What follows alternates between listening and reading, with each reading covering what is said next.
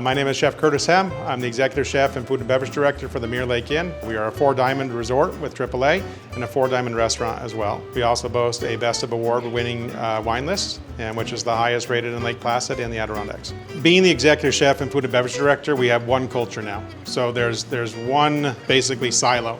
So front and back are no longer split in two. It's all one department.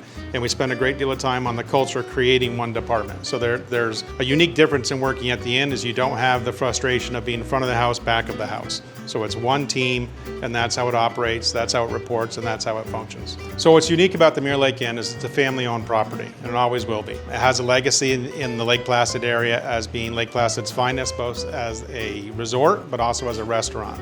A very unique difference for us is the culture we have. So it's my mantra that everybody is treated with kindness, dignity, and respect. We look for people of that same caliber, that have the same traits as that. And that's a very big thing for us. And what we try to do is eliminate friction and drama from the workplace.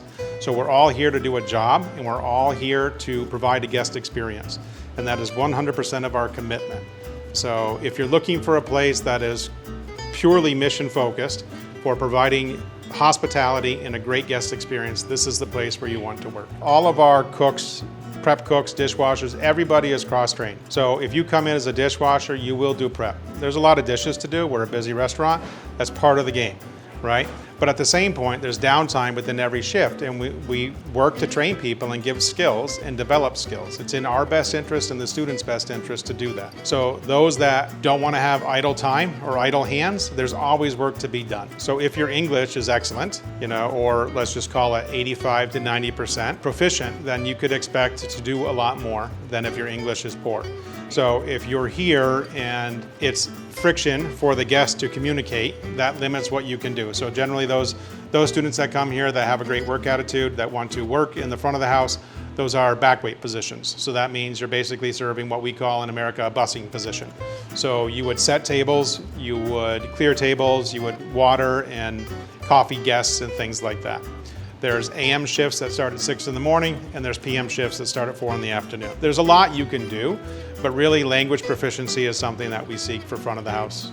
How many students you had this summer? 22.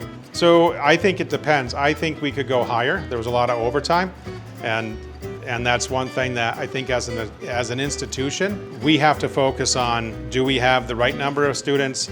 We have a limited amount of housing, but it's working with what is our capacity, which is roughly 24, and then how much do they want to work on property, have a second job, things like that. So it's a very difficult, it depends on the season, it depends on the sales, because it's direct labor. So we do a meal to go program. So once a day, students pick up a meal package. They can pick it up anytime after 12 o'clock and before 5 o'clock. And that's basically a chef prepared meal. Some of it's pre-processed, pre-made. Some of it's made, it could be lasagna. It could be whatever your dietary needs are.